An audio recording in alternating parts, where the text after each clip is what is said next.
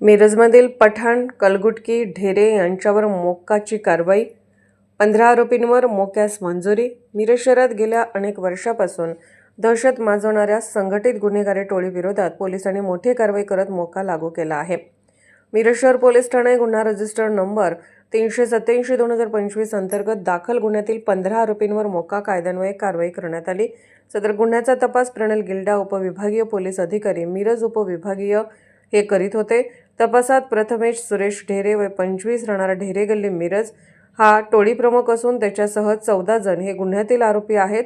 टोळी प्रमुख प्रथमेश सुरेश ढेरे वय 25 वर्ष राहणारा ढेरे गल्ली मिरज व टोळी सदस्य विशाल बाजीराव शिरोळे राहणार मंगळवार पेठ होळीकट्टा मिरज, सरफराज बाळासो सय्यद वय 22 वर्ष राहणार ढेरे गल्ली मिरज, प्रतीक सचिन चव्हाण वय 20 वर्ष राहणार हनुमान मंदिर शेजारी दिंडीवेस मिरज, करण लक्ष्मण बुधनाळे वय 21 वर्ष राहणार नाटेकर गिरणीजवळ दुर्गानगर मिरज, गणेश उर्फ नेहाल तानाजी कलगुटकी वय 27 वर्ष राहणार मंगळवार पेठ वडर गल्ली चर्चजवळ मिरज, सूरज चंदू कोरे वय 26 वर्ष राहणार ढेरे गल्ली ब्राह्मणपुरी मिरज, संग्राम राजेश यादव वय 26 वर्ष राहणार शिवनेरी चौक केळकर बोळ ब्राह्मणपुरी मिरज, सलीम गौस पठाण राहणार गव्हर्नमेंट कॉलनी खतीबनगर मिरज, चेतन सुरेश कलगुटकी राहणार वडर गल्ली मिरज, सोहेल उर्फ सुहेल जमीर तांबोडी राहणार खणबाग सांगली, मोहम्मद शिराज उर्फ सोहेल अब्बास आगलावणे राहणार पाटील हौद मिरज, अक्षय सदाशिव कांबळे राहणार खतीबनगर मिरज, अमन समीर मुल्ला राहणार ब्राह्मणपुरी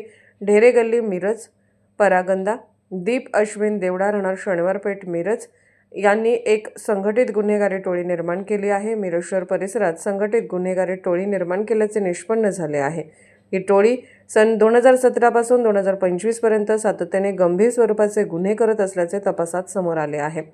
या टोळीने स्वतःचे वर्चस्व टिकवण्यासाठी व आर्थिक फायद्यासाठी खून-खुनाचा प्रयत्न, दरोडा, खंडणीसाठी अपहरण, गंभीर दुखापत, विनयभंग, बेकायदेशीर शस्त्र बाळगणे, विनापरवाना अग्निशस्त्र वापरणे तसेच नागरिकांमध्ये दहशत निर्माण करणे अशा स्वरूपाचे अनेक गंभीर गुन्हे केल्याचे पोलीस तपासात उघड झाले आहे.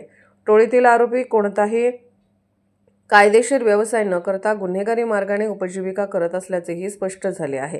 पोलीस अधीक्षकांनी प्रस्तावाचे बारकाईने अवलोकन करून मोक्का कायद्याच्या कलम 23(1) अन्वये तो विशेष पोलीस महानिरीक्षक कोल्हापूर परिक्षेत्र यांच्याकडे पाठवला होता व तो मंजूर करण्यात आला. सदर गुन्ह्याचा पुढील तपास विपुल पाटील, उपविभागीय पोलीस अधिकारी, विटा उपविभाग यांच्याकडे वर्ग करण्यात आला.